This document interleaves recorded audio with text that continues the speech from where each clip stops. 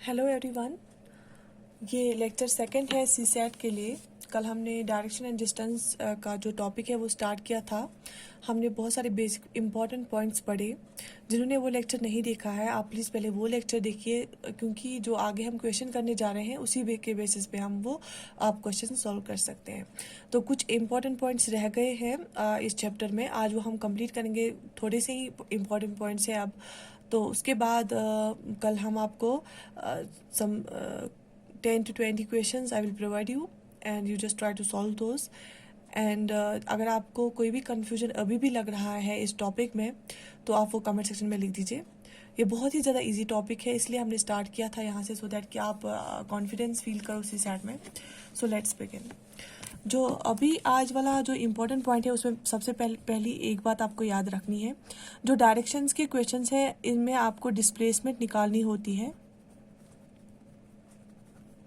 तो डिस्प्लेसमेंट की बात जब आती है, अगर डिस्टेंस होता तो आप सिर्फ डिस्टेंस ऐड करते कि एक पर्सन एक जगह से दूसरी जगह गया, फिर दूसरी से तीसरी जगह गया, तो आपको सिर्फ डिस्टेंस ऐड करनी पड़ती। लेकिन जब डिस्प्लेसमेंट की बात आती है तो हमें डायरेक्शन को भी इन कंसिडरेशन लेना है। अगर आपको डिस्प्लेसमेंट निकालनी है तो आपको डायरेक्शन भी देखनी है कि किस डायरेक्शन में पर्सन जा रहा है, फिर उसके बाद डायग्राम बनानी है। छोटी सी एक डायग्राम बनती है। तो सेकेंड पॉइंट आपको क्या याद रखना है कि हमेशा आप ऐसे क्वेश्चन में डायग्राम्स बनाइए। जैसे हमने कल भी देखा, छोटी डायग्राम बनती है, उससे आप 100% श्योर हो जाते हैं कि आंसर यही है। सीधे डायग्राम से आंसर दिखता है। तीसरी बात, जब भी आपको डायरेक्शन और डिस्टेंस या डिस्प्लेसमेंट वाला क्वेश्चन होता है, आप वहाँ पे जो डिस्टेंस निकालनी होती है, शॉर्टेस्ट डिस्टेंस निकालनी होती है, distance between the starting point and and point निकालनी होती है, उसके लिए आप पाइथागोरस थ्योरम यूज करते हैं। पाइथागोरस थ्योरम उसके लिए यूज करते हैं। तो हम देखेंगे थ्योरम क्या बोलती है। Pythagoras, according to Pythagoras theorem, in right angle triangle, अगर आपका के पास एक राइट एंगल ट्रायंगल है, ट्रायंगल होता है जिसमें 3 एंगल्स होते हैं और जिसमें 3 साइड्स होते हैं, तो ABC हम यहाँ पे लेंगे ट्रायंगल। पाइथागोरस थ्योरम बोलती है कि जो हाइपोटेन्यूज स्क्वायर होता है वो होता है base square plus perpendicular square. ये फॉर्मूला आपको याद रखनी है, इसी से आप सारे क्वेश्चन जो इसके हैं सॉल्व कर सकते हैं। Hypotenuse square is equal to base square plus perpendicular square. अब आप बोलेंगे कि हाइपोटेन्यूज आपको कैसे पता चलेगा कौन सा साइड क्या है। जो भी साइड राइट एंगल के अपोजिट में होता है, डायरेक्टली अपोजिट में होता है, वो हाइपोटेन्यूज होता है, ठीक है। और ये सबसे बड़ा साइड होता है, आपको दिख रहा होगा डायग्राम से। और जो सबसे छोटा साइड होता है, ये वाला साइड, ये यहाँ पे एक्यूट एंगल बनता है जिसपे ये राइट एंगल बन गया, ये बेस है, छोटा साइड बेस है। और ये वाला साइड ऑब्वियसली क्या है, परपेंडिकुलर है। तो as per Pythagoras theorem, hypotenuse square is equal to base square plus perpendicular square. हम क्वेश्चंस में देखेंगे कि कैसे हम इस फॉर्मूला से फिर क्वेश्चन सॉल्व करते हैं, ठीक है।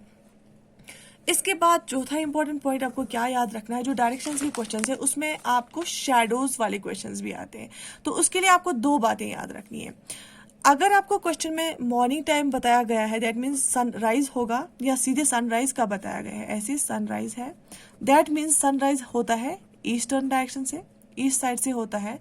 तो अगर आप यहाँ पे स्टैंड कर रहे हैं और मॉर्निंग का टाइम है, ऑब्वियसली सन तो यहाँ से होगा, तो हमेशा जो आपकी शेडो है वो आपके पीछे होगी, यहाँ ऐसे होगी आपकी शेडो, वेस्टर्न डायरेक्शन में शेडो होगी, ठीक है। जब भी सनराइज की बात होगी, मॉर्निंग टाइम की बात होगी, तो हमेशा आप देखिए अगर ये ऑब्जेक्ट है, ये कोई पर्सन है, तो इसकी शेडो यहाँ से होती है, पीछे साइड से होती है, ठीक है। वैसे ही 5th पॉइंट क्या है, अगर सनसेट है, that means sun is from west side. अगर सनसेट की बात हो रही है, सन वेस्टर्न साइड से है, तो उस टाइम पे जो शेडो होती है, अगर यहाँ पे स्टैंडिंग है, यहाँ साइड से शेडो आएगी। ये ऑब्जेक्ट है या पर्सन है, तो शेडो यहाँ से होगी। ये चीजें आप याद रख लीजिए, ठीक है। और in addition to these points और कौन से क्वेश्चंस आ सकते हैं इसमें, हाँ, एक और क्वेश्चन आ सकता है कि आपको पता है कि मेन डायरेक्शन जो हमारी है ऐसे हम बनाते हैं, ईस्ट वेस्ट नॉर्थ और साउथ, ठीक है। तो रिप्लेसमेंट ऑफ डायरेक्शंस हम इसको बोलते हैं, रिप्लेसमेंट ऑफ डायरेक्शंस। ये क्वेश्चन आते हैं। फॉर एग्जांपल आपको बोला जाएगा कि एक विलेज का मैप है, उस विलेज में जो ईस्टर्न डायरेक्शन है उसको हम रिप्लेस करके नॉर्थ बना देते हैं, तो जो कोई एक डायरेक्शन का पूछा जाएगा कि वो क्या बनेगी। ऑब्वियसली अगर आप डायरेक्शन चेंज करते हैं, एक मेन डायरेक्शन चेंज करते हैं, तो सारी डायरेक्शंस फॉलो करेंगी, वो सारी डायरेक्शन चेंज हो जाएगी, because it is not possible कि नॉर्थ के ऑपोजिट में वेस्ट होगा, तो ये वेस्ट साउथ बन जाएगा ऑटोमेटिकली। ठीक है, तो हमें पता है अगर आप नॉर्थ की तरफ देख रहे हैं तो आपके अगर आप नॉर्थ की तरफ स्टैंडिंग है तो ऐसे यहाँ पे ईस्ट आएगा और दूसरी साइड में वेस्ट आएगा।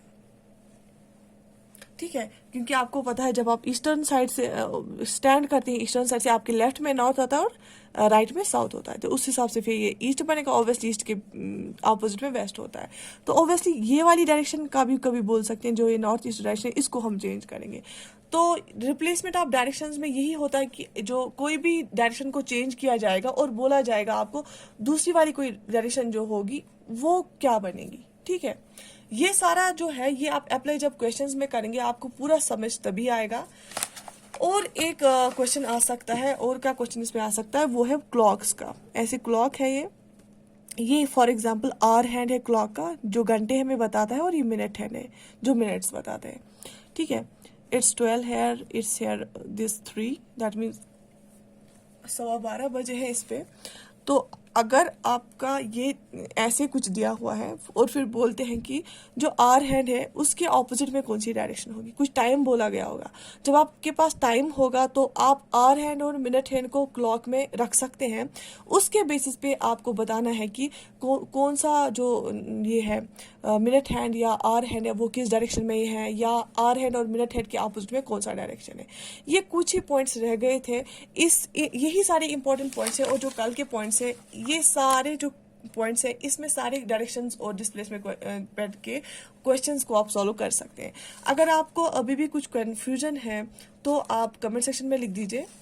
जो भी ये पॉइंट्स है इनके बेस पे हम कल अप टू 10 क्वेश्चंस करेंगे, तो उसके बाद आपको कॉन्फिडेंस आएगा, क्योंकि जब आप क्वेश्चंस करते हैं, बहुत सारे क्वेश्चंस को सॉल्व करते हैं, तो जितना आप इसके बाद once you are getting your concept and उसके बाद जितने आप क्वेश्चंस प्रैक्टिस करते हैं वो आपके लिए ज़्यादा बेहतर रहेगा।